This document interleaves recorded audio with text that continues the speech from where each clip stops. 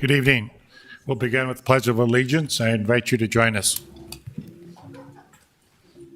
Pledge allegiance to the United States of America, and to the republic for which it stands, one nation, under God, indivisible, with liberty and justice for all.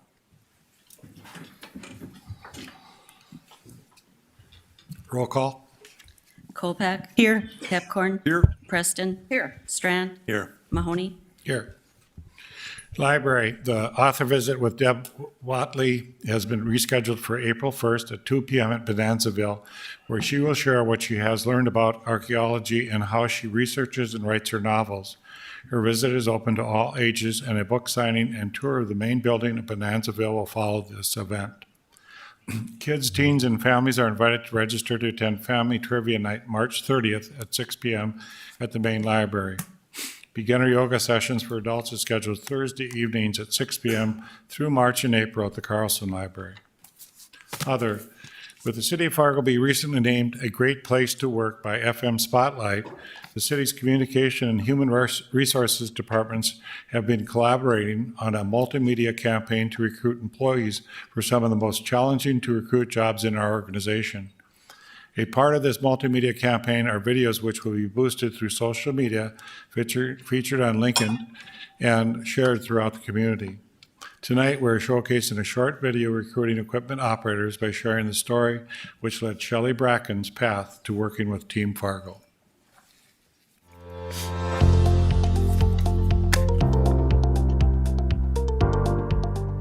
When you come into work and you put your finger on that time clock, anything can happen. We're here to perform a job, and that is to keep the city flowing. Everybody here is treated the same. No matter whether you've been here 5 years, 10 years, 15 years, 20 years, you all rotate, you all learn, you know, everybody grows and you grow together. And that to me is huge. Let's go get it today. I'm blessed.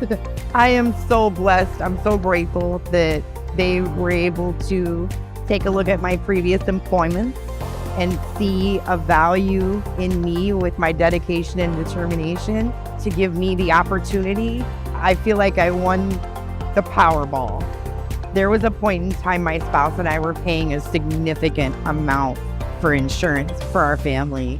And now I can take care of my whole family through my employment and my career here on a very reasonable insurance. Being a part of this city is an amazing accomplishment for myself, and it could be an amazing accomplishment for you as well. Come join Team Fargo if you want the far more out of life.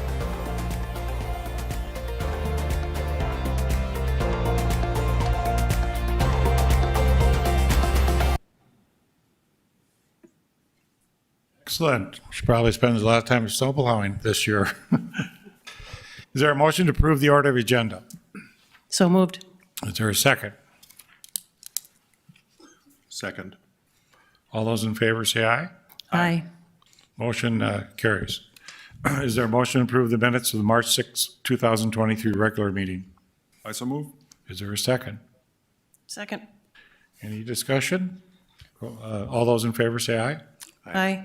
Hi. Motion carries. Is there a motion to approve the consent agenda items 1 through 25? So moved. Is there a second? Second. Roll call vote. Kolpak. Aye. Aye. Pepcorn. Aye. Strand. Yes. Mahoney. Aye. Regular agenda, resident comments. Faith Dixon.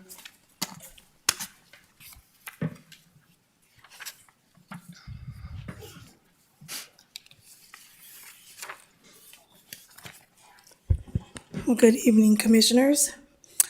This is the first time I've had anxiety signing up for the public comment. I was afraid of the threats, the lies, the character assassination, or retaliation I would receive from many of you within this room. But for the last 2 years I have attended these meetings, a few faces have changed, but the attitude and behaviors of many of you have not. You hold that seat and power because many of us voted believing that you were here to listen to the community and would speak on behalf of all, not just yourself. Ask yourself, what would the next generation remember you for? Will you be known for promoting positive change, or one to promote hatred such as Hitler or of a dictator?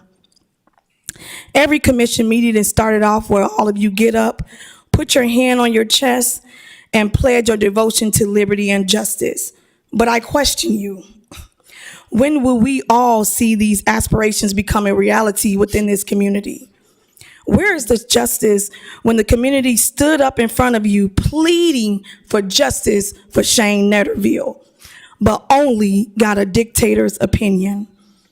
We don't have to be invited into your office to see that we are not welcomed. We clearly see hatred shown on your face, in your words, and in your votes.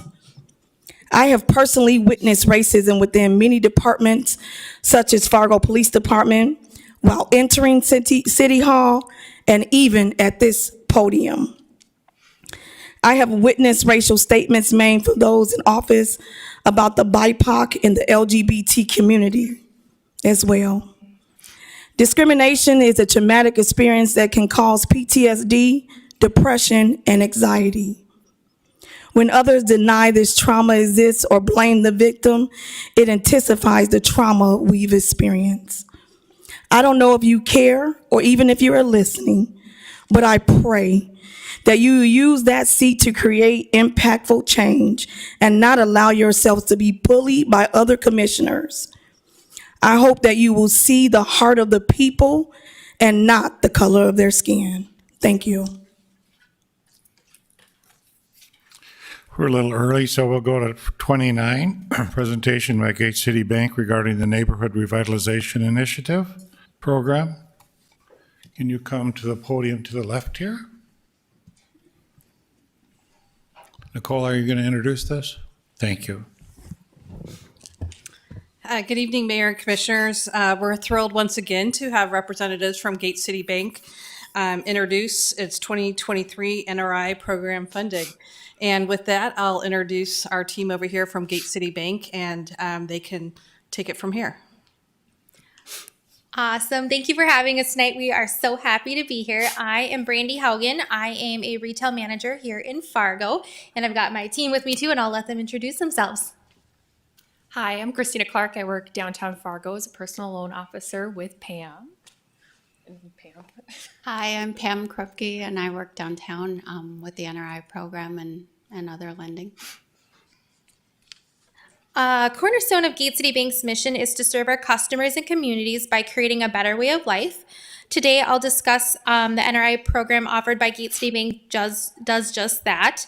The NRI program is a series of programs designed to work together to improve neighborhood quality and life and encourage investment in the city's existing neighborhoods.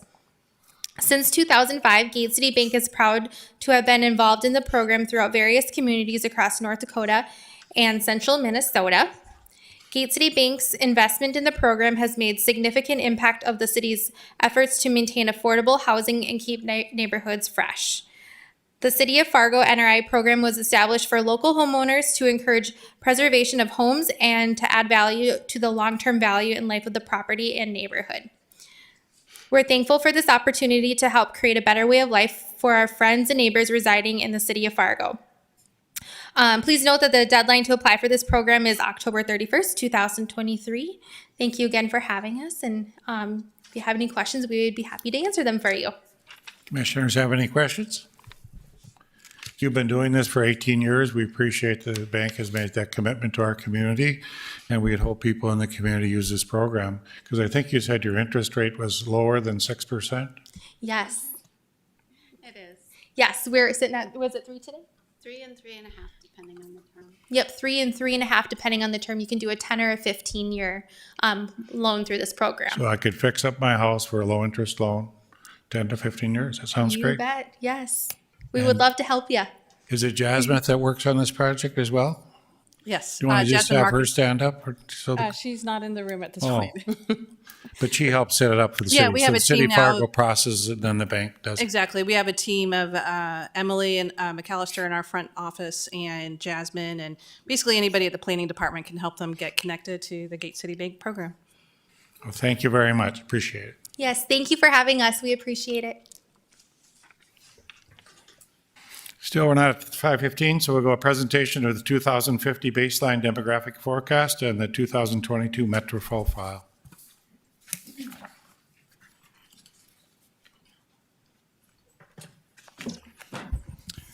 Thank you, Mayor and Commissioners, for your time tonight. My name is Adam Alterberg, and here with me is Ari Del Rosario. And we're here to talk about two recently completed studies that MetroCog has done. These are the 2050 baseline demographic forecast and the 2022 Metro profile. Both these studies have impacts on a number of our other planning studies that we do in the area, and both provide valuable information on demographic and socioeconomic trends that we're seeing within the community. So starting with the 2050 baseline demographic forecast, these are completed every 5 years as part of our standard transportation planning process, along with other core documents and studies that MetroCog does. With this document, we revise population, household, and employment forecasts in 5-year increments over a 25-year planning horizon. These help us to revise and update our region's travel demand model, which assesses future roadway, transit, freight, and other multimodal planning considerations in the Fargo-Moorhead area. These forecasts are also beneficial in supporting other community planning efforts, such as comprehensive plans and other sub-area studies throughout the region. As part of this study, we did a number of meetings with stakeholders and other officials in the area. One of the key pieces of information that we received is that we looked at strategic planning documents that school districts have done both in Cass and Clay counties. This provided a baseline looking at some of their enrollment projections and other strategic needs that they've been studying in the area. As part of our study, we also had outreach with social service agencies, including Clay County Social Services and Lutheran Immigration and Refugee Services.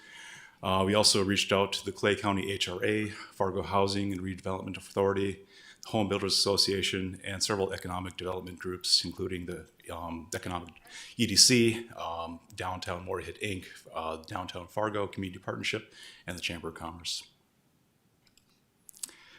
So, looking at this graph here, this is meant to show a comparison of what our population forecasts have projected over the years compared to what the actual census or census estimates have actually come out as. And it's a little bit hard to see, but what you can see in that the blue line is that the actual population growth in our community has exceeded our projections by an average of 2 to 4% every time that we've done these studies every 5 years. The only time where our projections were actually we had overprojected was just this last year in 2017, where we showed that our demographic forecast overprojected by an average of 3.8%. The only community that surpassed our projections was the city of West Fargo, as you can see here in this chart here. So, going into the weeds here for a couple of slides, there's 3 components that go into our model estimation. These include trend variables, which includes looking at different cohort age structures in 5-year increments, as well as industry labor distribution throughout the area. Then we also have what are called the dynamic variables. These are your basic socioeconomic variables, including birth rates, death rates, and migration. And then finally, we have what are called constants, which looks at household sizes in our area, labor force participation rates, and then gender ratio. And then these are some of the model inputs that go into our demographic model as well. So we get information from the American Community Survey. This helps us to look at or get information for those initial cohort populations and household size distributions. We also get information from the CDC Wonder data system, which helps with our death rates and birth rates and also the gender ratio. the decennial census information, both from 2000 and 2010. This helps us to determine the household distribution and population makeup in our area. And then finally, we have the Bureau of Labor Statistics, which helps us to look at or determine our labor force participation rate, and then also information from the quarterly census of employment and wages for industry level employment. So with all of these variables and all of this information that goes into our model, the first stats that we get back are our population projections for our Fargo-Moorhead MSA, which includes Cass County and Clay County. And as you can see here, for the MSA as a whole, we're projecting that the community is going to grow from 249,000 in 2020 to 357,000 in 2050, which is average growth growth of 107,000 people over the next 30 years. For Cass County, that information is 184,000 going up to 263,000 by 2050, which is an increase of 79,000 people. And then for Clay County, it's increasing from 65,000 in 2020 to 93,000 in 2050, which is an increase of 28,000 people.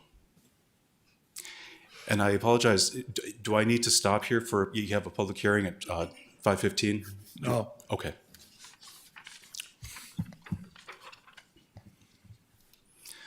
So the last couple of slides are just information looking at the MSA as a whole, and then for Fargo specifically. For Fargo, we are projecting a population of 164,500 people by 2050. That's an increase for Fargo alone by 38,500 people in the next 30 years. And then for the community as a whole, it's a net of about 107,500. For household forecasts, we're projecting Fargo to increase from 55,000 in 2020 to about 74,000 in 2050, which is an increase of what we've calculated to be 18,700 new households over the next 30 years. And then lastly, these are our employment forecasts. The numbers that we see on your screen, those are the combined MSA numbers. If you look into the document, there's information for every jurisdiction in our area. So I'll just read out for Fargo. In 2020, it's estimated that there's 94,500 jobs in the city. By 2050, we're projecting 130,100 jobs, which is an increase of 35,700 jobs in Fargo alone, and about 52,000 jobs in the entire metro area. With that, I'll hand it over to Ari. Good evening, Commissioners. So moving from the demographic forecast to looking at what our community looks like today.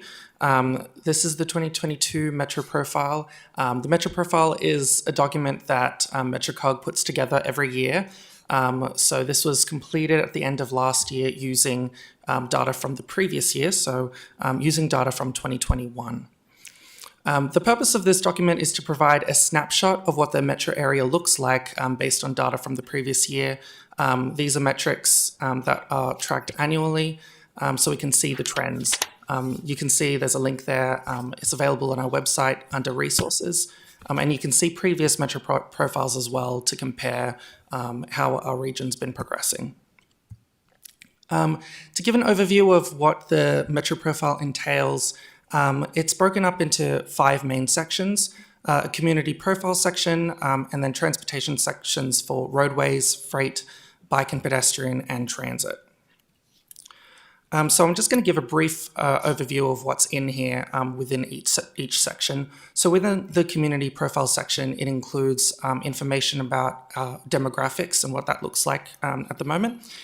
So it includes population change, population by jurisdiction. You can see there that Fargo makes up roughly half of the population of the metro area.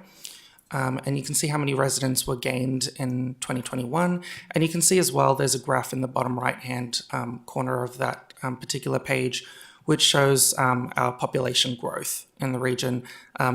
Generally, this population growth has been growing faster than that of the national average. In terms of further demographics, you can see that the median age here is much lower than that of the median age of the country as a whole at 32.6 years, and the bachelor's degree or higher population is, that percentage is higher as well, so at 39.1%. We imagine that obviously has to do with the presence of a lot of the colleges in the area. You can see an age distribution there. You can see that the percentage of those speaking a language other than English at home and foreign born less than the percentage of the country as a whole, and there's a breakdown of racial composition as well. In terms of employment, you can see the average unemployment rate in the region in 2021 was much lower than that of the country at 2.85%. In the top right-hand corner there, you can see the unemployment rate by month and tracking how that is compared to the country as a whole. There's quite a noticeable gap there, and that has been declining in 2021, as you can imagine, coming out of the pandemic. The percent of the population in the labour force is higher than that of the country as a whole, as well as median household income is slightly higher, percent in poverty is slightly lower, and a new metric that we included in this metro profile was the working from home population. That is at 13.4%, and we imagine that will continue to increase post-pandemic. There's also information here about the top 10 industries ranked by employment. There's some housing information in here as well. The average household size is less than that of the country as a whole at 2.32, and the owner-occupied rate in our region is lower than that of the country as a whole at 56.2%. Again, we imagine that some of that has to do with the presence of colleges in our region and the younger population. The median house price in 2021 is still lower than that compared to the country as a whole, and we have a breakdown of the housing units that metro-wide and the building permits that were issued in 2021. You can see that breakdown by jurisdiction. So you can see that there were 429 new single-family residential units in Fargo and 839 new multifamily residential units in Fargo. In the roadways section, in this section we have vehicle miles traveled, which was up in 2021, VMT per capita, which is roughly around where the VMT for the entire country is at.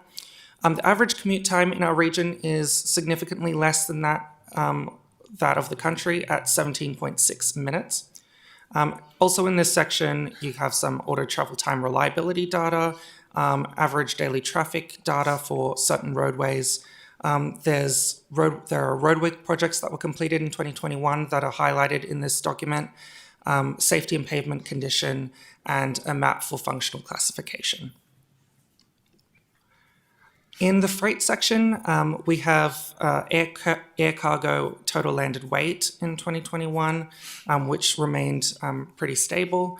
Our truck travel time reliability index, there's a lot of data in this. It includes truck unreliable road segments. There's a map in there if you wanted to dig further into all of this information. In terms of rail and air, there is information here about the Empire Builder, the Amtrak system that runs through Fargo. The Empire Builder passenger numbers were down from the year previous. They're still recovering from the pandemic. You can see all those numbers there compared to looking at the Fargo air passengers from Hector International Airport. That has started to bounce back, still below pre-pandemic levels in 2021, but we imagine that will continue to increase. And there's a breakdown there of the market share per airline. There's also a rail and air map included in this document. For bike and pedestrian information, in here we have information about total non-motorized crashes and serious injuries for both the Minnesota and North Dakota side of our metropolitan area. We have information about the number of bike trips taken. We used Strava data for this. Strava is an app that people use to keep track of their rides. And so we've started to look at this data to kind of see the trends in ridership. That was down in 2021 compared to 2020. Also in this section, we have information about bike and ped projects that were completed in 2021, a bike network map of our area, and MetroCog also puts together an annual bike and ped study for our counts, which is also referenced in this document. And then the final section of this document is transit. Total passengers on the MAP bus system in our region were down in 2021. You can see that by jurisdiction, the Fargo-West Fargo side and the Moorhead-Dilworth side. Interestingly to note, paratransit passengers in 2021 increased. That has continued to increase recently, and it's interesting to see how that has changed. Our fixed route system is still lagging behind our paratransit system. There's information here with a breakdown of the demographics of those taking transit in our area. And also in this document are included transit projects that were completed in 2021, which include route changes, fares, marketing and studies. A route map is included, as well as fleet inventory purchases and facility improvements that were made in 2021. And with that was a lot of information, a lot of data to go through. So if you have any questions, as I said, this is a study that MetroCog does every year. So if there's anything in here that you would like to see in the future, or that you find particularly would be particularly interesting for you to look at, let us know and we can include that. Any questions by the commissioners? Excellent report. It seems like we're growing quite a bit, continue to grow. We'll have to put in more housing in the community so we can have all that growth. Thank you. Now we will go to public hearing. Mark Williams, I hope you're ready. Item 27, annexation of portion of the northwest quarter, southwest quarter, and southwest quarter of section 15 and of portions of the northeast quarter and the northwest quarter of section 22, all in township 140 north, range 49 west, containing 231.7 acres more or less. Mark Williams. Good evening, Mayor and Commissioners. What you have in front of you is the determining of sufficient protest for an annexation that is being performed by the City of Fargo north of County Road 20 and west of County Road 81, or Highway 81. It's approximately 231 acres, and the city has been working a while to install a 16-inch water main through here, and that's kind of the main reason for the annexation. However, there is interest by the property owners to start doing some development in this area. The city auditor has determined that there was not any protests at all received by end of day on Friday, and we are recommending approval. Do you have any questions? Is there anyone present who wishes to protest this annexation? Does anyone want to speak against this annexation? I would close public hearing. Do I have a motion? Mr. Chairman, move to approve the proposed annexation. Is there a second? I'll second. Any discussion? Roll call vote, please. Preston. Aye. Colpack. Aye. Pepcorn. Aye. Strand. Yes. Mahoney. Aye. Item 28, proposed amendment to the 2022 HUD Action Plan.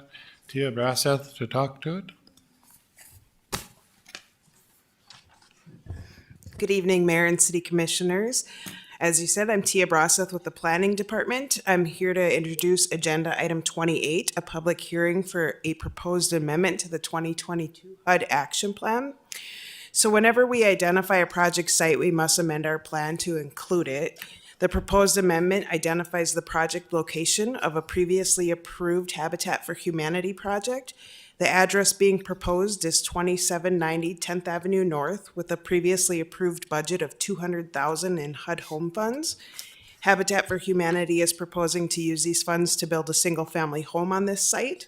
We are currently in a 30-day public comment period, which runs through April 14th. In addition to any comments received here tonight, we will accept public comment via mail, phone, or in person and email. No action is required on this item today. This is a public hearing opportunity only. It will be on the agenda for approval at the April 17th City Commission meeting. Thank you. Is there anyone present who wants to speak to this tonight? Is there anyone present who wants to speak to this amendment? Close the public hearing tonight, and we'll look forward to see you in April. Thank you. The annual review of the FM ambulance by Sanford Ambulance in Fargo. If you come to that podium there, that'd be helpful.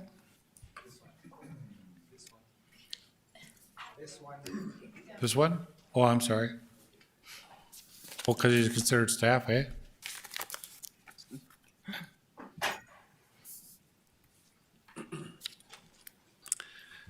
Mr. Mayor, members of the commission, my name is Tim Meyer. I'm the Senior Director at Sanford Ambulance. So this is our 2022 annual report to the city. Just a little background for the ambulance service. We have 136 team members. 123 of them are patient care providers, so 83 paramedics and 37 EMTs. We also operate our own dispatch center, and we have 16 dispatchers. We are an accredited agency. We're the only one in North Dakota and one of 4 in Minnesota, because obviously we operate in Moorhead and Clay County as well. And we get reviewed every 3 years. Next year is a review year for the ambulance service, so we'll be ramping up our accreditation package going through the year. We also are Mission Lifeline recipients from the American Heart Association, one of 23 ambulance services nationwide that have held that Gold Plus status since its inception. So we're proud of that. And it requires a lot of work with the ambulance service and the receiving hospital, so both Sanford and Essentia. And our goal is to get people having a heart attack into the cath lab as quick as possible. The Joint Commission surveyed Sanford Hospital recently, and we were part of that process. And I just wanted to show you this stroke screening tool that we developed at our ambulance service that Kathy did. So gotta give her credit, Kathy Lansky, she's our Chief Clinical Officer. And it was called out by the Joint Commission as a best practice, and they're gonna take that to other agencies around the country. So here's some data. So we submit data to public health on a quarterly basis for every month. But here are our response volumes in the city of Fargo by month. And you'll notice, like, from January to February of 22, there was a big step off. And the reason that non-emergency volume dropped off so much, Sanford closed one unit at the Broadway Hospital and opened up a different unit at Sanford West, which led to fewer transfers going across town. So that's the reason that volume dropped off. Here are the top 10 primary impressions. Once again, behavioral psychiatric episode and alcohol use are the top 2. That hasn't changed for a number of years. And we do get a lot of calls for those conditions.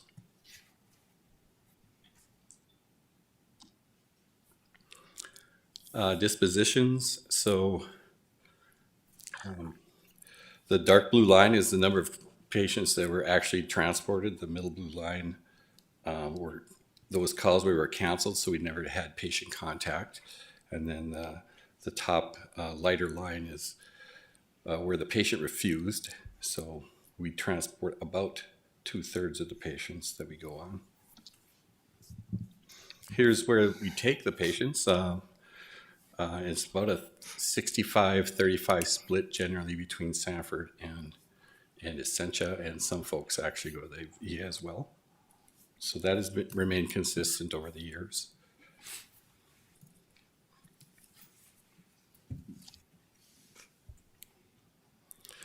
Here's just a pie graph, just shows that data in a different way. So we transport about 65% and 20% no cancel or no patient contact, and 15% patient refused. The graphic to the right shows our destination determination mostly is determined by the patient or the family. Sometimes it's the physician, and those would be the calls where we go to a clinic and a physician is there. Mayor, might I ask just a question while you're still here, if you could? Why are patients refusing? Well, sometimes people call 911 for somebody else, and we get there and the patient doesn't want to go. Is it sometimes that they don't have insurance? I don't think so. I think that's probably pretty rare. Kathy, do you know? It is one of the reasons why they might refuse. Sometimes they just want another opinion about whether they have to go to the ER or they could wait to see their primary. But the majority of those.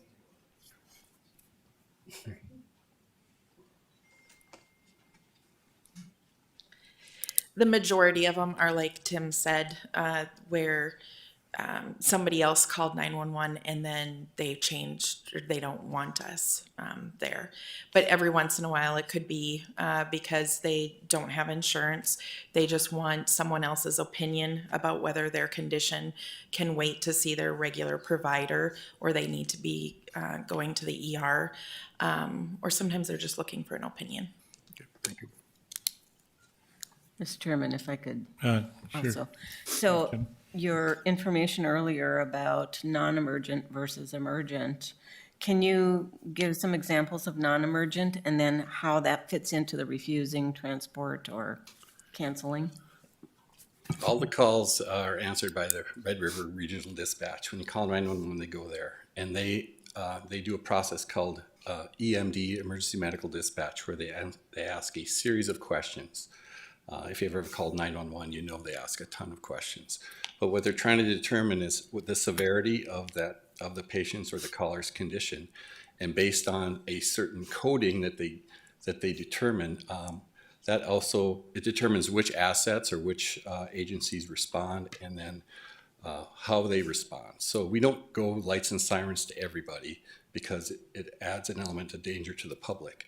About half the calls that we respond to are non-emergent.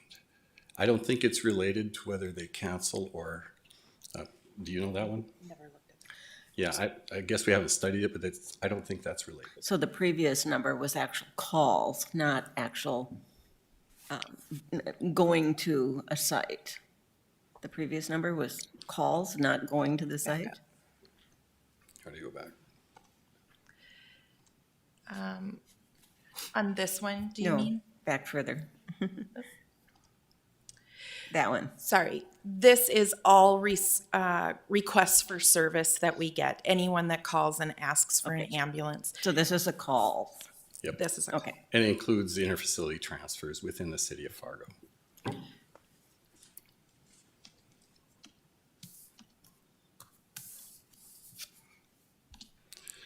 Okay, so our response time performance, our goal is 90% in less than 9 minutes. That's in state law. And for the city of Fargo, our rolling average was just under 95%. And then there you can see it by month.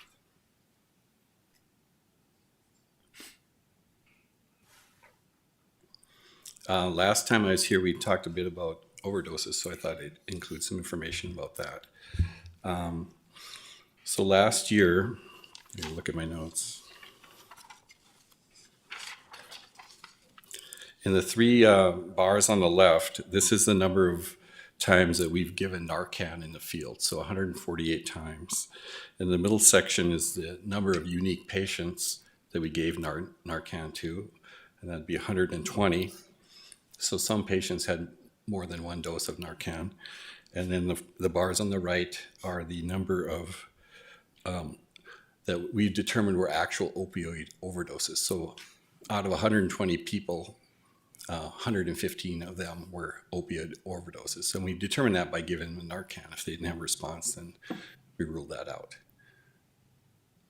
Overall, that's not the only type of drug that we have overdoses, but overall for the year, there were 328 overdoses of some sort of medication in the city of Fargo.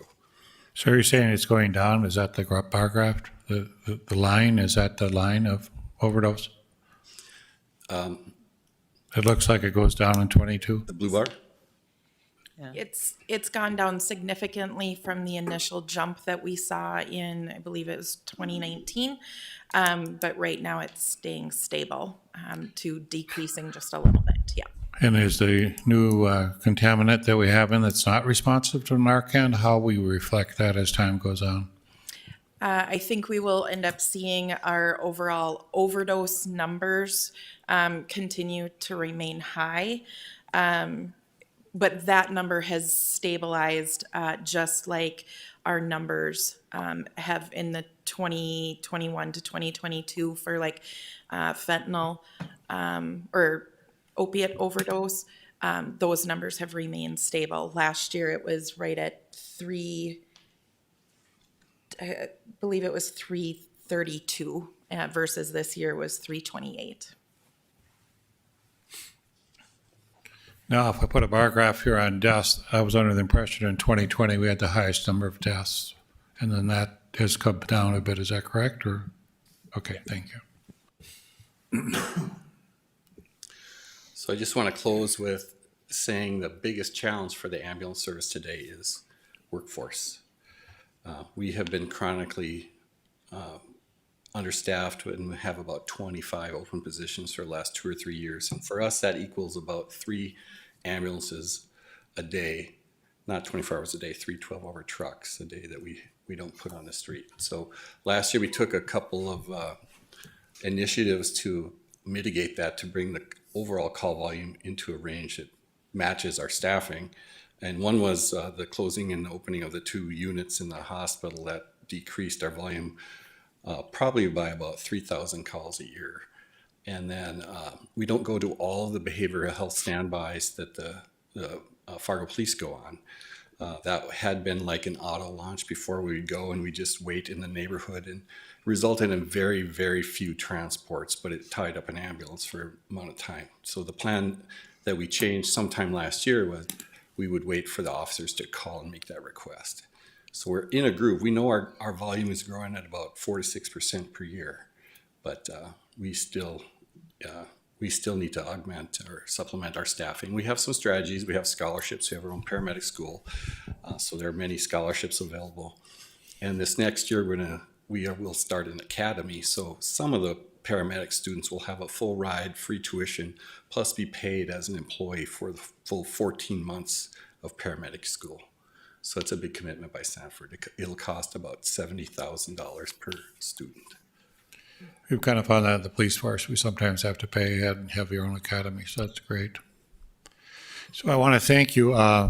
This is a heart-safe community in a sense because your times are so good. So any of the people that have a heart issue might think about the fact that we have one of the premier services in the community to help you with a heart or a stroke. Commissioner Strand. Thank you. I'm curious, does this data include fire department medical responses? This is just ambulance responses, but the fire department wouldn't go on medicals that we don't go on. Because that's a real substantial part of their work. Right. So how do we merge them to get that combined bigger picture? Or is that not? They respond now. So we have a good system in Fargo. We have medical first responders, which the fire departments, and they're distributed all over the city. They typically get to a patient quicker than we do. Mm-hmm. And they can do the immediate life-saving things until the ambulance gets there. I'll clarify my question. Does that information skew your results when they're merged and we start seeing the trends that theirs and yours combined indicate? I'm sorry, I didn't understand your question, but yes. That their data does not cross over into our data. So whatever the fire department presents to you is not included in our data. This is all just ambulance data.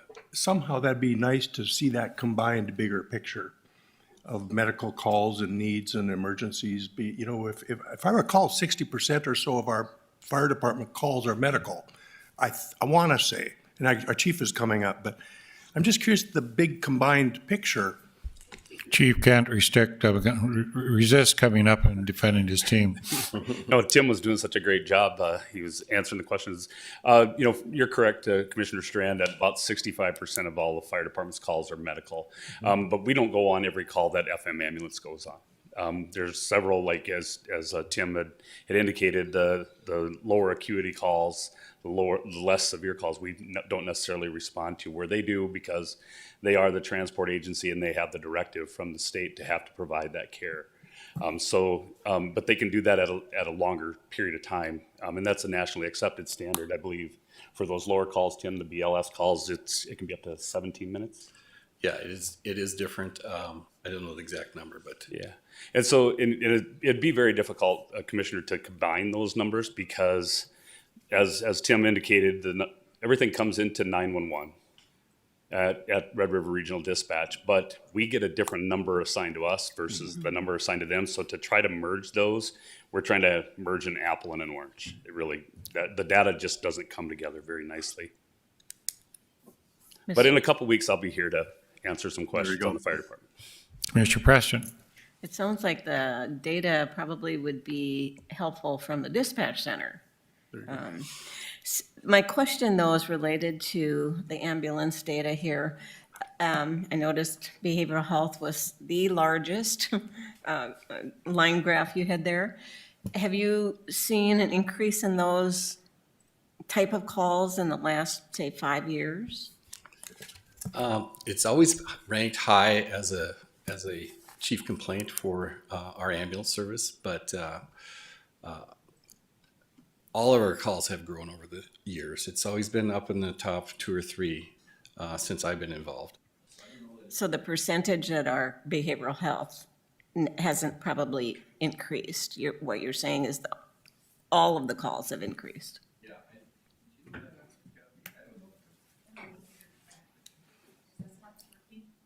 Yeah, it's working. Okay.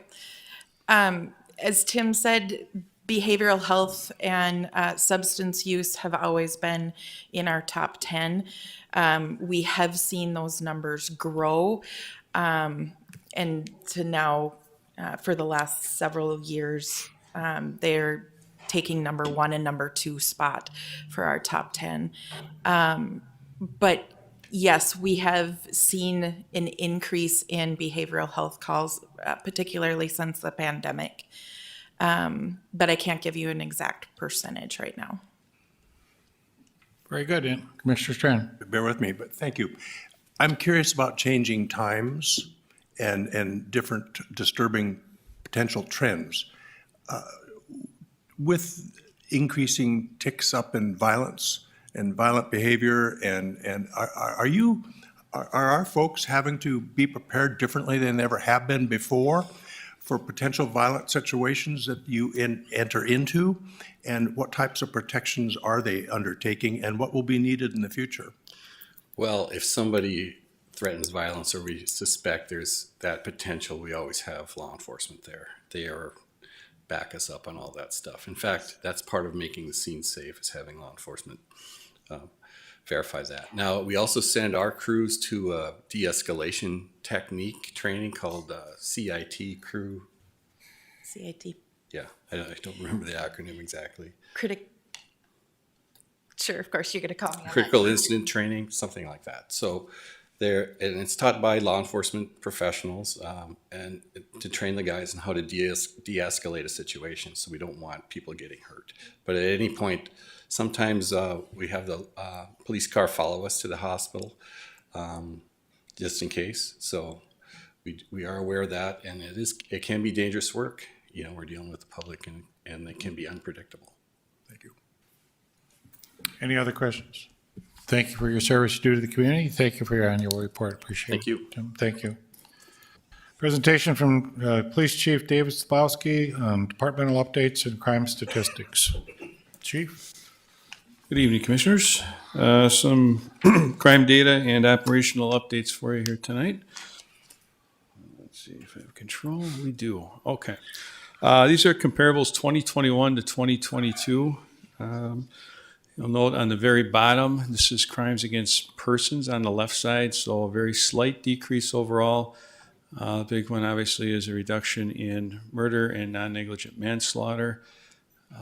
We still have, in terms of focus, aggravated assault and rapes are a concern, and those have some increases in them, 22 from 2021.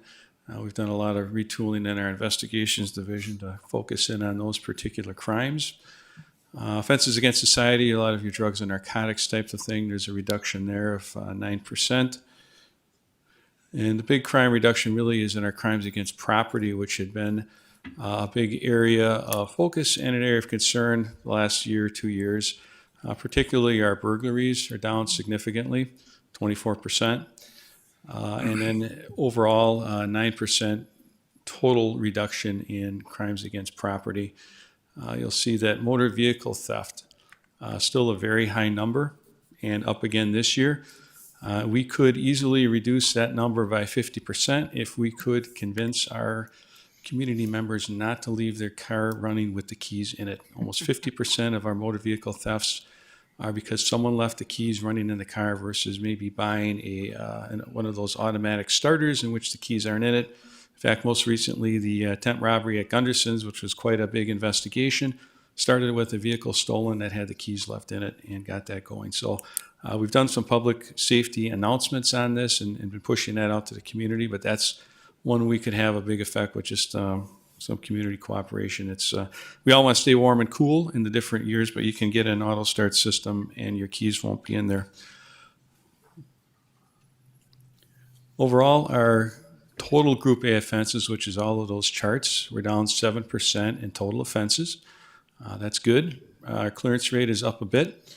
That's also good. And then our overall Group A crimes per 100,000 is down 7%. So again, those trends are going in the right direction. Arrests slightly down as well, but we're still seeing reductions in crime, which is good.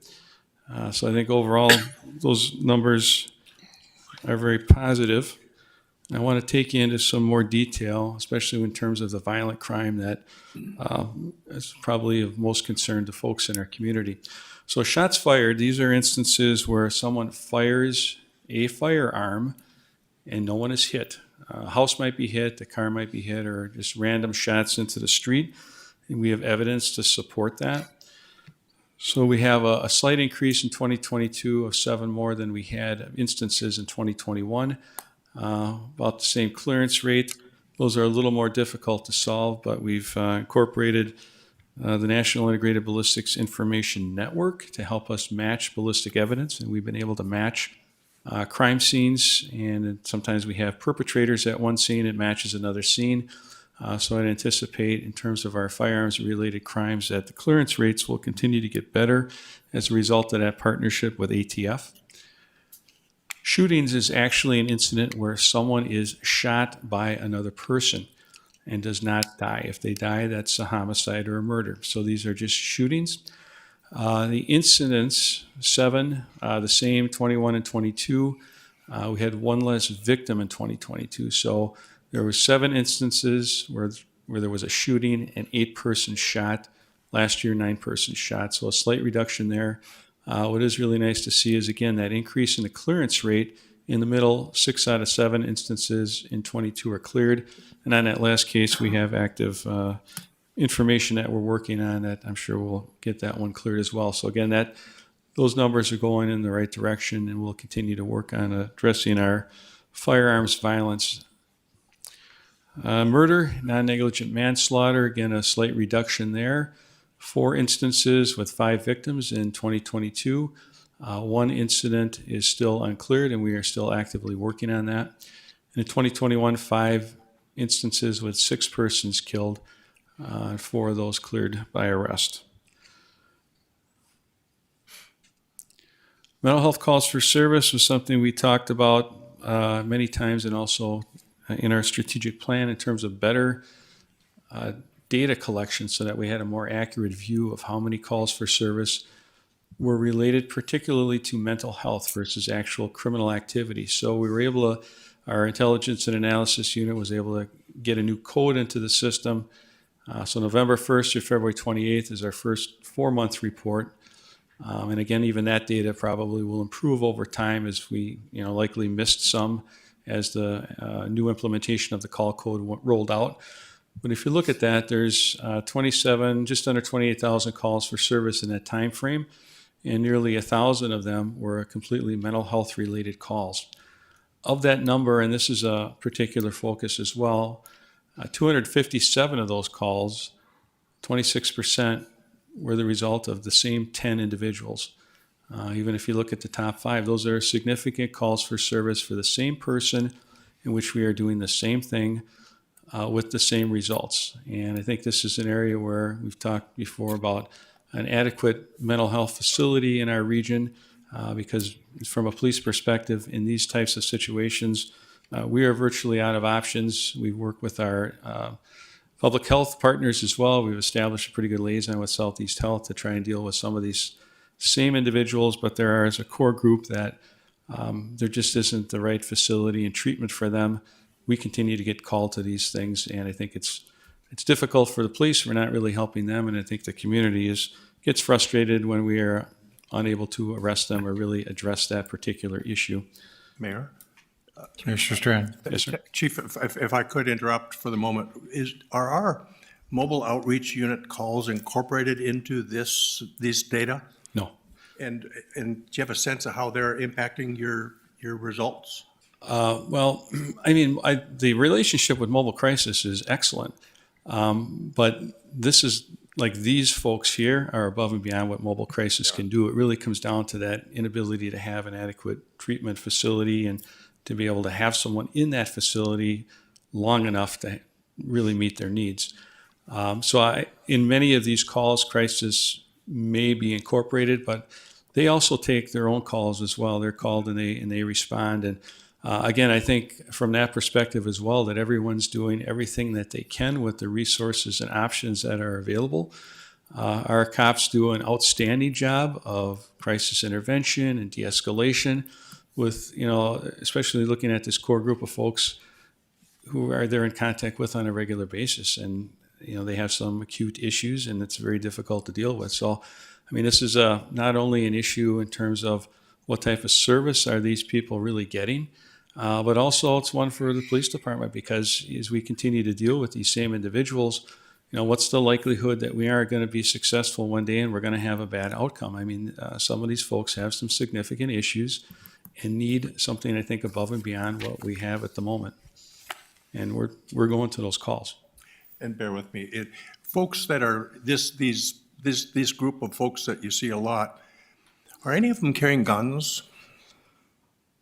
I can't think allowed to in our state? Well, if they've been actually committed at some point, they would be prohibited. But unless they were actually committed to a mental health facility, which is pretty rare, they wouldn't be, just by virtue of that, prohibited.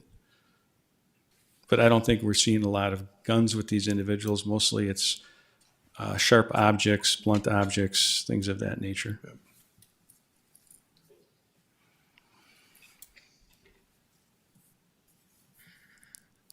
Good. Okay. Yep, thank you. All right. And then the other piece I wanted to bring to your attention is you were previously talking about is the overdose issue, which from our perspective is not getting any better. In fact, I think it's getting worse. So far this year, first 2 months of the year, we've had 5 fatalities from drug poisonings or overdoses. If you look over that 5-year period, we've had 96 fatalities. This 2-month period, January, February 23, is the highest 2-month fatality period in that whole 5-year trend that you're looking at. That's a lot of fatalities. We're again seeing the insertion of fentanyl and carfentanil and things like that. That is a large contributor to the deaths. We track the toxicology and the deaths. I think, as you pointed out, the non-fatal overdoses, there's all kinds of pools of data from the different departments that deal with this, and there's probably a much larger pool of overdoses that none of us would ever know about because they are revived by friends, family, etc., which is fine. But just looking at the fatalities, that's a concern. The xylazine issue that the mayor brought up, and we've seen some xylazine here that is resistant to Narcan, but right now it's heavily focused in the east region of our country. And if you, just in keeping with the updates from the Drug Enforcement Administration, it will flow like everything else, and we'll see a surge in xylazine. We really don't have an effective plan or anecdote for that. And again, I think this is an area where there isn't really effective inpatient treatment for people addicted to opioids. The fentanyl, the M30 pill thing is, the supply is completely out of control. In 2021, we seized 1,000 M30 pills. In 2022, we seized nearly 11,000. And so far this year, we've seized nearly 10,000 in the first 2 months. That's just what we are seizing on the Cass County Drug Task Force. I mean, with tip of the iceberg of what's out there. And again, when you start to talk about the insertion of things like xylazine and other chemicals that really, the biggest effect is that they're going to kill more people, I think that's very concerning. And, you know, again, on the law enforcement side, I think our folks are doing an outstanding job dealing with the surge of a very dangerous narcotic that the supply just seems to be completely unabated. And on the other side of the coin, you know, we use Narcan a lot, we revive a lot of people, but we don't really have a long-term, how do we get some of these folks really unaddicted or give them a chance to get unaddicted and get them out of that cycle. And I think that's another area where we could use some other help outside of the law enforcement spectrum. Mr. Chairman, if I could. Mr. Preston? So when you're talking about the 10,000 units that were confiscated so far these 2 months, are they from large suppliers or are they multiple small suppliers? We've got multiple seizures, but we've got, you know, you'll get some large seizures in there for sure. Yeah, I'd have to go back and look at that for you, but just seeing that level of supply though is astronomical. Yeah. It's crazy. Yeah. And then just lastly, a couple other pieces. We will be adding also in concert with our strategic plan, a victim advocate position into our investigations division. It was another thing that I think was greatly needed for the department and the community. So we've already got the posting closed out. We've got over 30 applicants that we'll be working on with HR to screen and interview and ultimately get someone into that position to create a better connectivity, at least with our felony investigations and those victims. Again, would see that as something that would probably grow over time.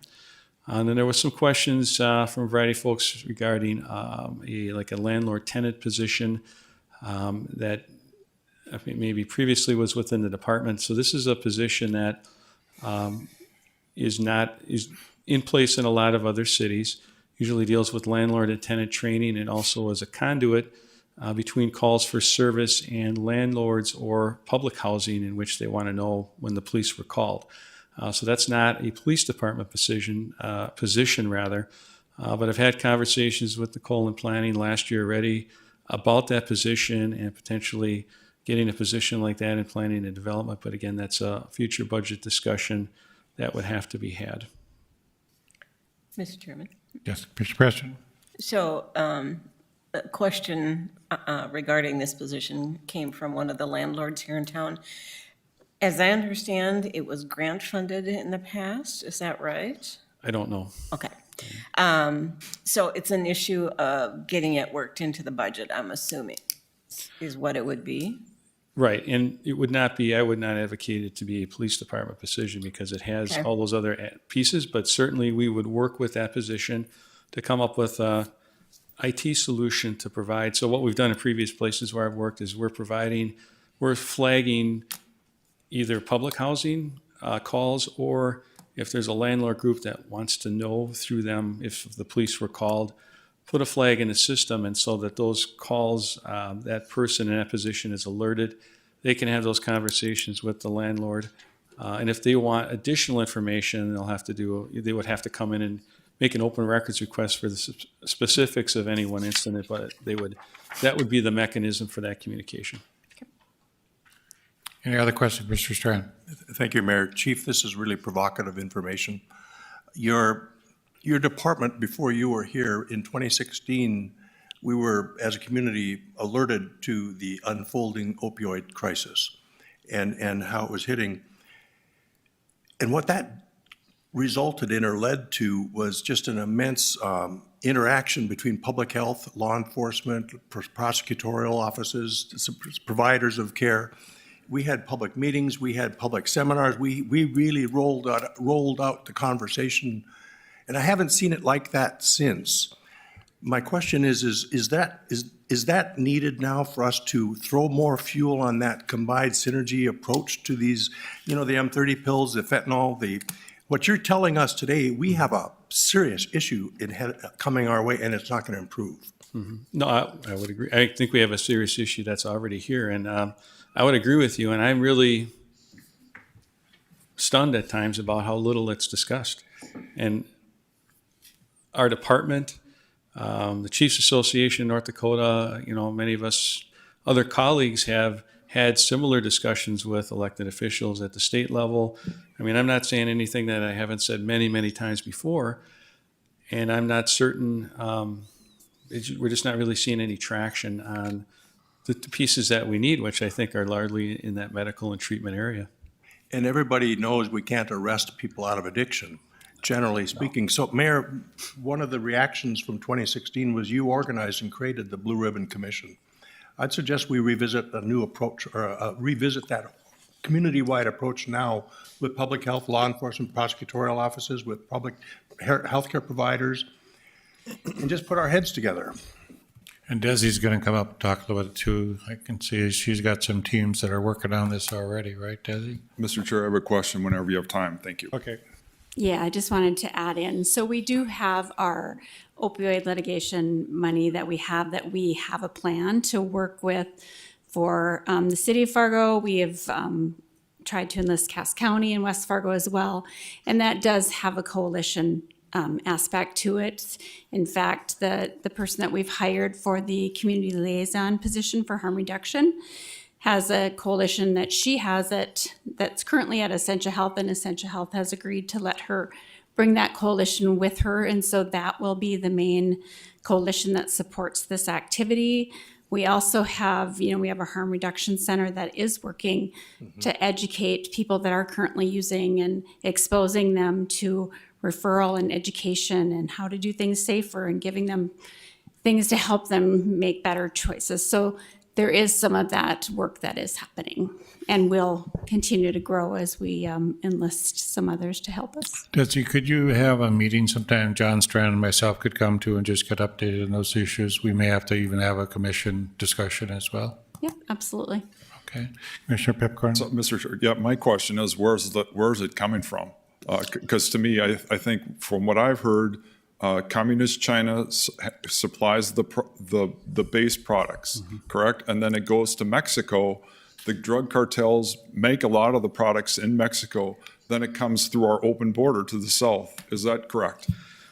Yeah, so we know from the DEA that you're correct, that fentanyl comes from China, gets shipped to Mexico, it gets pressed into pill form. Both the southern and actually they're seeing large incursions in the northern border now as well, just because so much is coming in the southern border that it's just inviting more of that. But yeah, the latest intel is that obviously the southern border is the main thrust, but they're also seeing stuff coming in over the north border and the mail system as well. Thank you. Mr. Strand. I knew you weren't done. I'm not done, thank you, but I'm close. You and I we've had some communications at a citizen's behest about rape kits. And you, to my knowledge, raised this issue, Chief, about the backlog of over a year of rape kits at the state level not being addressed and whatever. Where are we at with that now?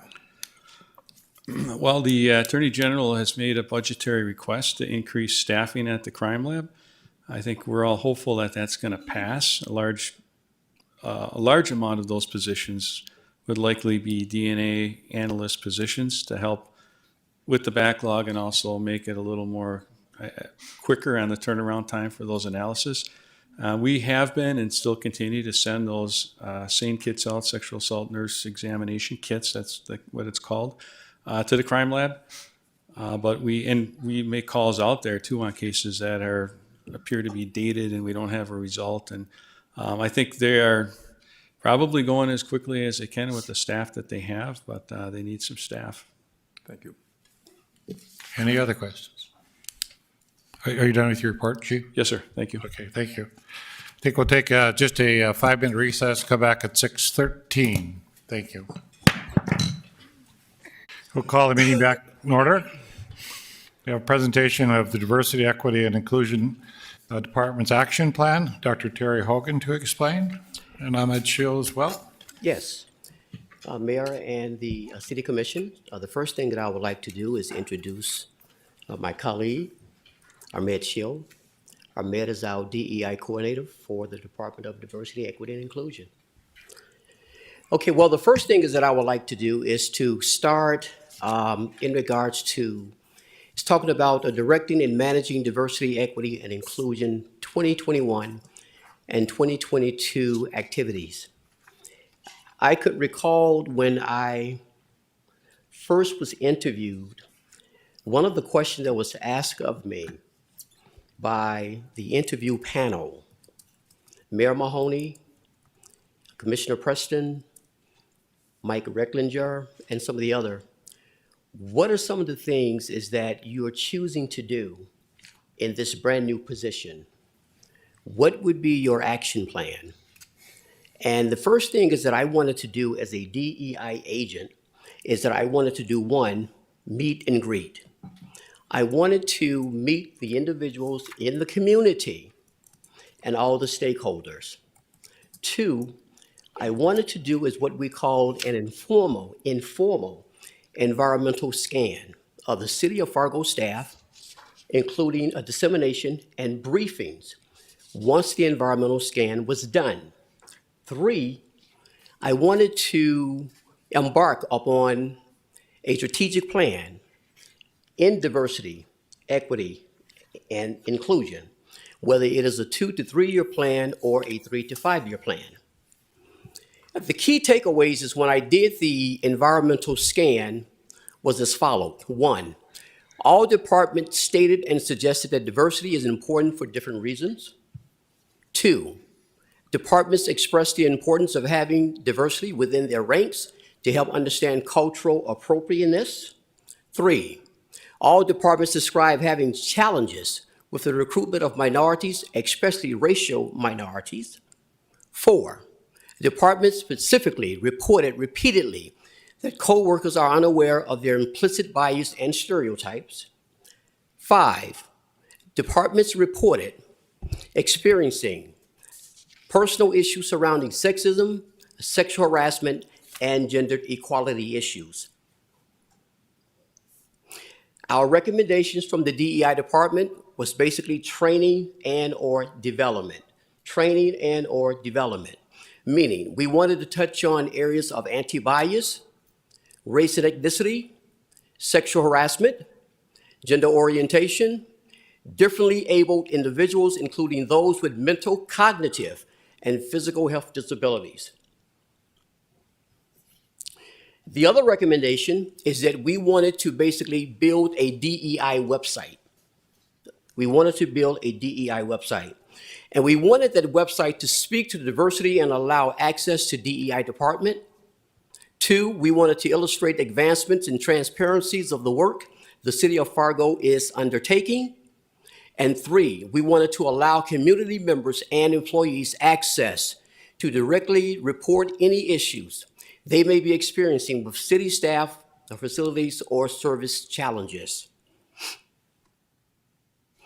Going into 2023, the activities and or the action plan. This is an intro of what we are hoping to achieve going into 2023 into 2024. One, establish buy-in and accountability mechanisms.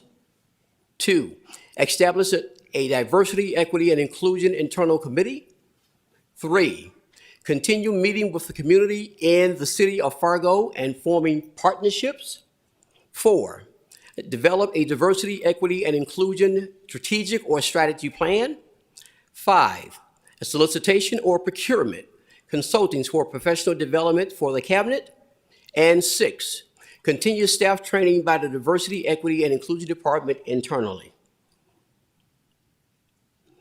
The buy-in strategy and accountability mechanism. What we wanted is one, Work with the mayor to declare diversity, equity, and inclusion a priority for the city of Fargo. Being intentional. 2, establish diversity, equity, and inclusion internal committee. 3, continue meeting with key stakeholders in the city of Fargo and forming partnerships. 4, consistent DEI training and engagement of employees. And 5, create opportunities for feedback and advocacy. Establish a diversity, equity, and inclusion internal committee. The timeline is that we brought forth, is that we projected was in May, the month of May of 2023. However, this timeline is tentative, okay? It is a tentative timeline.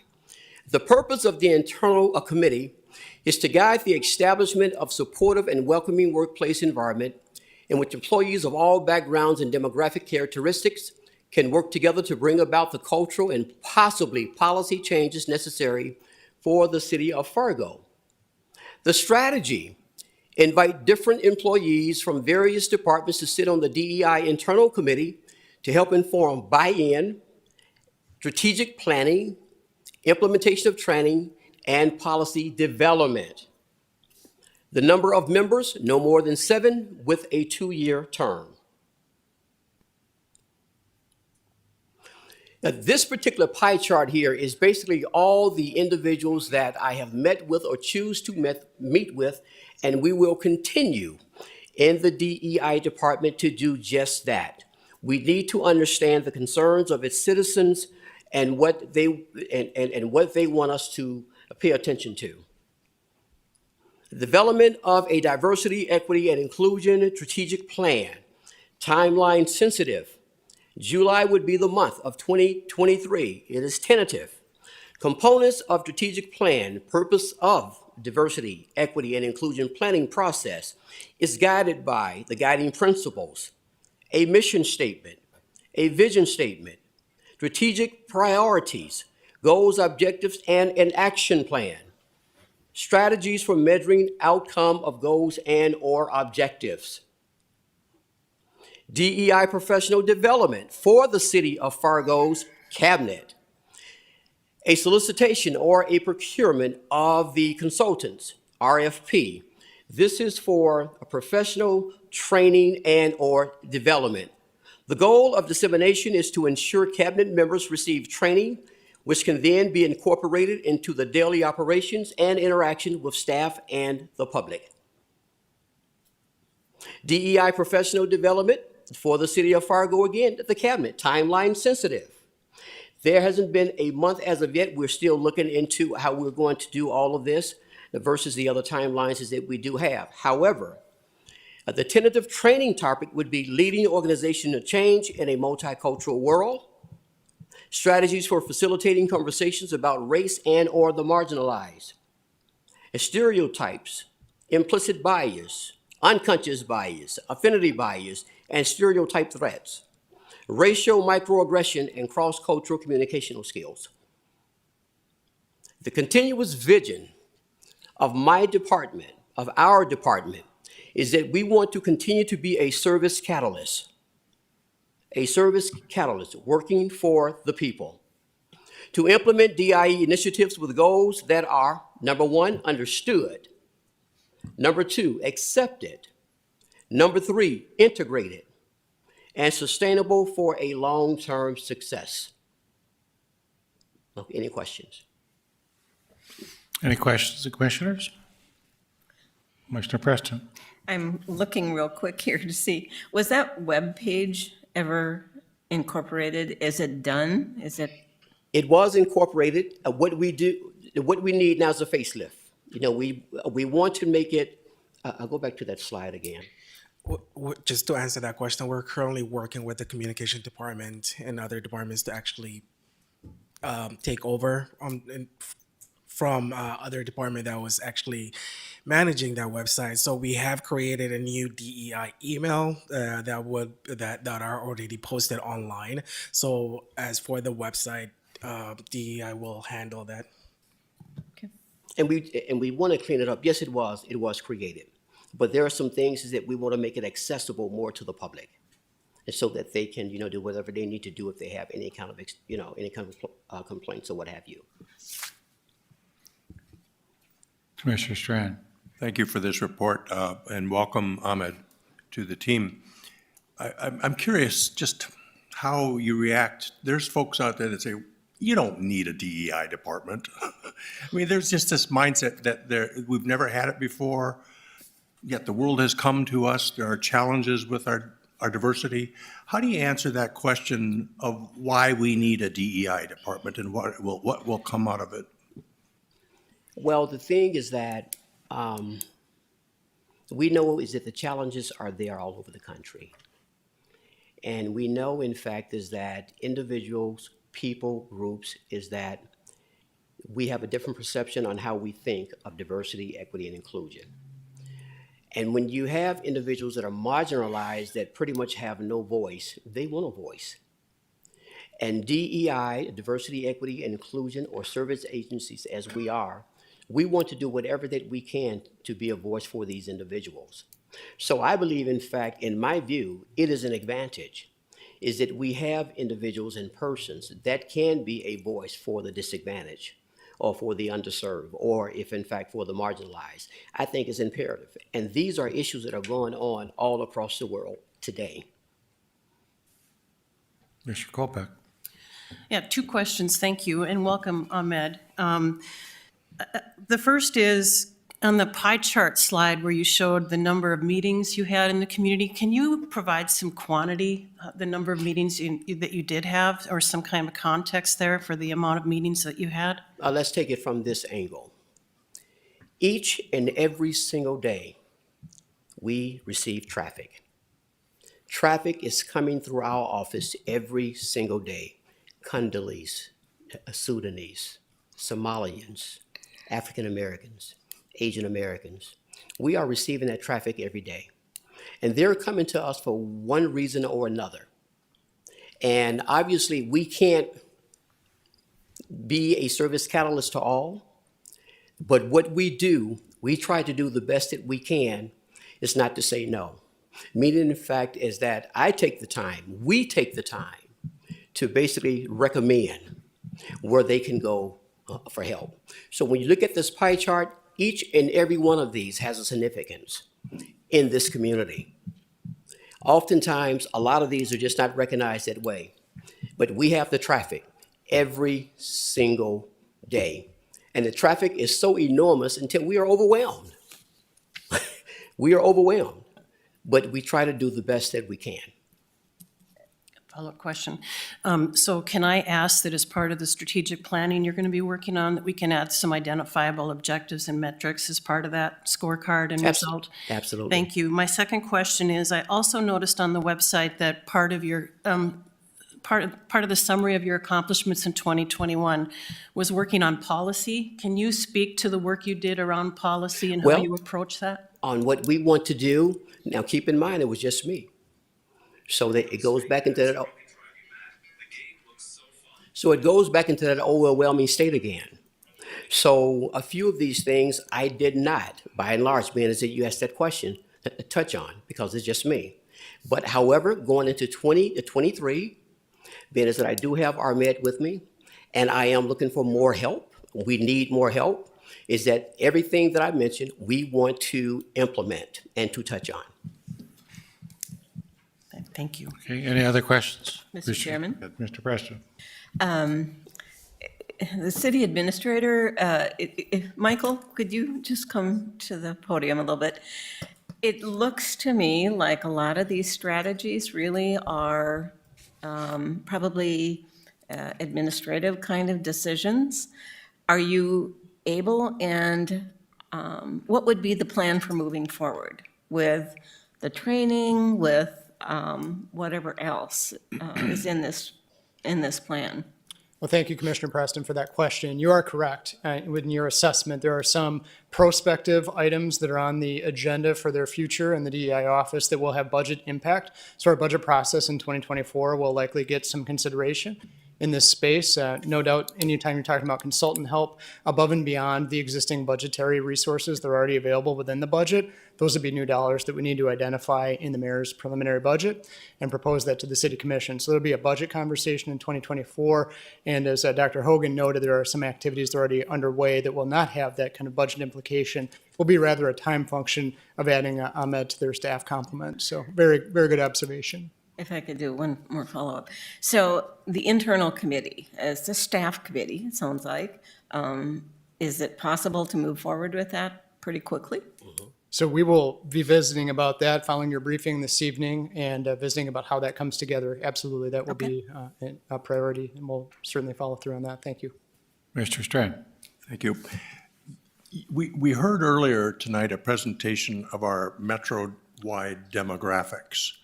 But as I'm hearing your presentation, there's other information I'd like to have us get our arms around better. You know, we have anecdotal information from census and that we have 8 to 8.8% Black people in our community. Lately I've been hearing we have 90-some languages spoken in Fargo. It used to be 50-some, and I thought, wow, every year it just escalates. You know, we have the BIPOC community, the languages, we have the religion, we have the capabilities, there was reference to poverty. I'd like to have right now at the state level, they're debating trans individual rights. Somewhere I'd like to know, how many people are we talking about? Rather than just not know. You know, how many people are disabled in our community? How many people are we heard some poverty, but I think there's more room for us to really get some more drilling down sense of who we are. Who are those 90-some languages? What are the challenges implied in that, on every regard? So there's work to be done, and I look forward to this, but you know, as we learn who we are, there's folks that we're gonna learn about that we don't even hardly know much about. And we need to. Any other comments? Thank you very much for your guys' report. Appreciate it. Item 34, applications for property tax exemptions for improvements made to buildings. Do I have a motion? I so move. Is there a second? Second. Roll call vote, please. Pepcorn? Aye. Colpack? Aye. Strand? Yes. Kristen? Aye. Mahoney? Aye. Item 35, you have my recommendations for the Civil Service Commission. Is there a motion? So move. Is there a second? Second. Discussion? Roll call vote, please. Preston? Aye. Colpack? Aye. Strand? Yes. Pepcorn? Aye. Mahoney? Aye. Legislative update, Mike Redlinger. Thank you, Commissioners. I'll be brief this evening and just have a couple of updates to share with you. I would first note that today is legislative day number 47 in this legislative session. So there still is quite a bit of activity that is yet to occur in the legislative session. But a couple of deadlines I just wanted to highlight. One deadline that comes up already next week on Thursday, on March 30th, is the deadline for what's called a re-referral of bills in the second house that need to go to the Appropriations Committee. That will be a very key milestone. We'll start to see some of those budget-related matters have to come out. And so we'll start to see those if they have not already come out of the second house. And the other date that comes up is April 11, and that is when all bills and resolutions must be out of committee in the companion house. So if you had a House bill that cleared through, it crossed over after a full floor vote, it has to leave a Senate committee by that April 11 date and make it to a floor vote in the Senate, just by way of example. And then I just wanted to briefly highlight our testimony on House Bill 1273. Mayor Mahoney and Commissioner Kolpak testified in person before the Senate State and Local Government Committee last Friday on the 17th of March. That committee will meet on Thursdays and Fridays this year, and so we don't have an action yet on that bill and what will become of the approval voting and ranked choice voting bill. So we will certainly email out any update as that is received, but I just wanted to let you know that that is still awaiting a committee vote and action. So certainly defer to the commissioner and the mayor on that. And I did email out the video link to that. You can certainly take a look at that testimony that was received. And then also emailed out the committee hearings for this week. It's a little bit of a quieter week for us for City of Fargo tract bills. There are a couple here and there that we're watching, but we're again still waiting on some of the outcomes of other bills. I would just highlight briefly again House Bill 1205, that's the library bill. on content restriction and content regulation. That is one that also is waiting on some additional committee action. There was one amendment there that would have just kind of narrowed the focus of 1205 simply to children's sections of the library, as well as requiring an annual report. I looked up that bill. Actually, there's a total of 166 different pieces of written testimony on that bill. 142 were in opposition, 22 were in favor, and 2 were neutral. So that was one we'll also be watching as that comes out and has crossed over on the Senate side. So I'll leave it at that tonight. Certainly want to defer to Commissioner Kolpak and to Mayor Mahoney on the House bill testimony on 1273. Commissioner Kolpak? You can start. We had a good discussion in the Senate subcommittee at the time.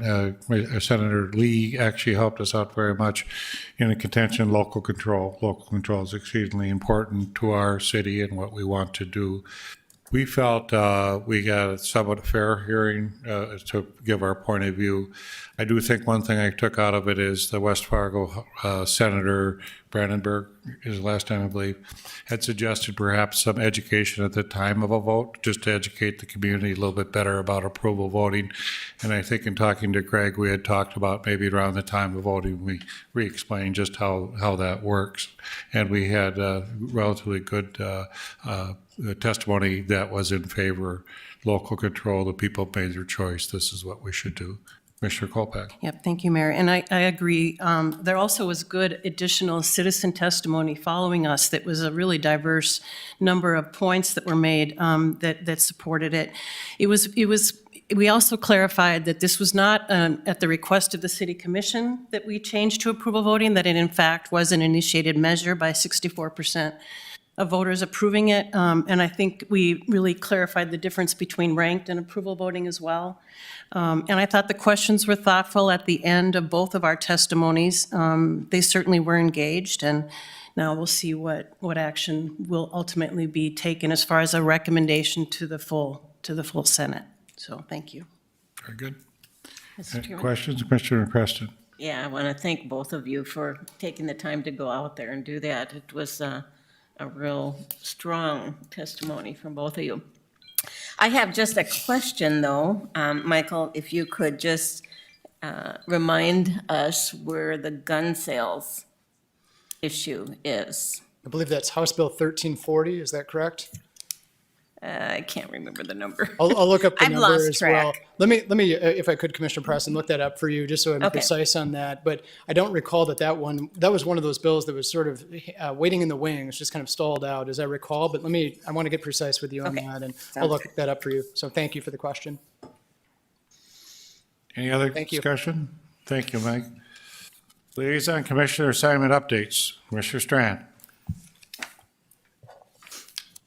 This weekend, I will be going to Washington DC to attend the National League of Cities Congressional Cities Conference representing Fargo, and also for my first time sitting in on the Federal Committee Human Development Task Force, which I'll be part of nationally. So I look forward to bringing Fargo's perspective to Washington and to the National League of Cities policy leaders, and also an outreach to all of our own people as this evolves. Help me do my best to represent us the best I can in sharing what we do and also bringing back guidance and advice for us to apply locally. Very good. Good luck. Commissioner Kolpak. I just have 3 slides here we'll bring up. So today I have an operational update. I have a really heartwarming story from Saturday's parade I want to share, and then I have an accolade to share. So the first is the water treatment plant. Just last week, the EPA proposed new PFAS regulations for polyfluoroalkyl substances, which are a group of widely used, long-lasting chemicals. They're called forever chemicals for a reason, and recently they've received some national attention. And because of their widespread use and their persistence in the environment, PFAS are found in water, air, fish, and soil at locations across the nation and the globe. Our Fargo membrane water treatment plant is well-positioned to meet PFAS regulations with reverse osmosis and activated carbon processes. And then the older water treatment plant is going to be installing activated carbon filter media. And in fact, there's an RFP currently out being advertised for the bid with construction to begin this fall for the activated carbon filter media.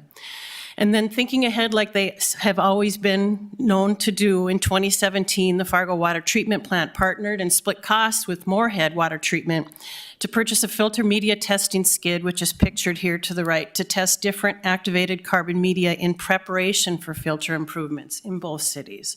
So some cost efficiencies were realized there with some long-term planning. And I witnessed this firsthand at the parade on Saturday, working with the Fargo Fire Department. So the Fargo Fire Department proudly took part, as they do in every parade, in last Saturday's St. Patrick's Day Parade in downtown Fargo. And literally at 10:05, which was 55 minutes before the parade was to start, the fuel pump in the 1924 historic engine began leaking. But within that 55 minutes, Fargo Fire Department's newest battalion chief, Brad Bissett, ascertained the problem, drove to Napa Auto Truck Parts, picked up the part, installed it, and got back just in time for the 11 o'clock parade. So where there's a will, there's a way. And the last is a big congratulations to the Communication and Government Affairs at its recent annual meeting of American Advertising Federation that the North Dakota announced the winners of the 2022 Gold and Silver Addy Awards. It's quite a prestigious award to recognize the creative spirit of excellence in the art of advertising. And it's also the advertising industry's largest competition. And Fargo's Communication and Governmental Affairs team received a gold Addy for its Vax Up North Dakota TikTok campaign, which was a collaboration between the City of Fargo, Fargo Cast Public Health, and NDSU Athletics. A gold Addy is recognition of the highest level of creative excellence and is judged to be superior to all other entries in the category. And I might add, all of these awards are against some of the best advertising agencies and large business corporate communication departments in the region. So this is the communication team's second gold Addy. Congratulations. Very good. Finance Department is getting geared up for the budget. Terry is going to be watching this closely. This will be her first time to actually being started at the beginning and get through it all. And the team has set out the schedule. All liaison commissioners are going to be at their meetings. That is a goal that Terry has given to us, that we will always ask you to be there and work the schedule so you can be there for your different departments that you'd like to comment on. Thank you. So yeah, there's a couple of slides. You're going to probably get tired of me reminding you about the growth plan, but it's going to be a regular update, just so you're aware of everything that's going on. Can you go to the next one? So we are in the phase 1 and in the second month of that, I believe. And I think all of us have been scheduled for meetings. The consultants are going to be coming next week, and we'll be meeting, each one of us will be meeting individually with them. So you want to go to the next slide? So visits start next week, which is the week of March 27th. The goals of the visit is really, truly introductions, and then there's going to be focus group meetings as well. And those will be with stakeholders that would be involved in this whole process. So they're going to start meeting also with community members. And then meeting with the Planning Commission on March 29th, and technical subject meetings and advisory sessions. So they're going to be real busy for the whole week that they're here. The other thing the Planning Department has been doing, and I believe one meeting has happened with the Downtown Neighborhood Association in regards to the core neighborhood plan. They are in the process of putting together a presentation which would include across departments for all of the different neighborhood associations. And the Neighborhood Coalition is going to be starting to meet again, and that will be kind of a conduit for communication between the city and the various neighborhood associations, again, mostly around the core neighborhood plan. For the library, we've just been watching the legislative activities real closely, so that's it. Mr. Pepcorn, no updates. Very good. Any other discussion or business, John? Nope. Motion to adjourn? So moved. Is there a second? All in favor, say aye. Aye. We're adjourned.